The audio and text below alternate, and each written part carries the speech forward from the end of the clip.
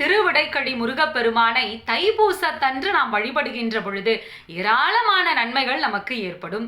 முருகப்பெருமானும் லிங்க வடிவ சிவபெருமானும் ஒரே கருவறையில் காட்சி அளிக்கக்கூடிய அற்புதமான திருத்தலம் இந்த திருவிடைக்கழி.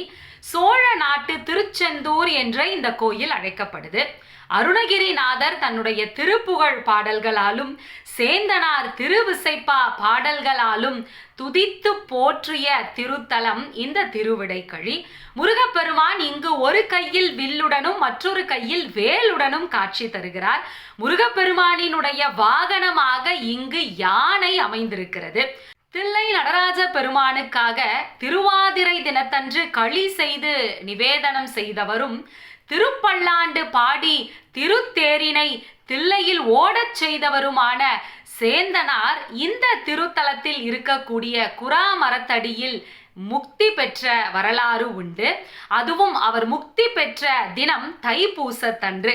அதனால இங்கு தைப்பூசத்தன்று சேந்தனாருக்கு விசேஷ அபிஷேகங்களும் வழிபாடுகளும் நடைபெறும். அன்றைய தினம் இந்த திருக்கோயிலில் முருகப்பெருமானை நாம் வழிபடுகின்ற பொழுது வாழ்க்கையில் இருக்கக்கூடிய துன்பங்கள் எல்லாம் மறைந்து நம்முடைய வாழ்க்கை செம்மையான பாதையை நோக்கி செல்லும்.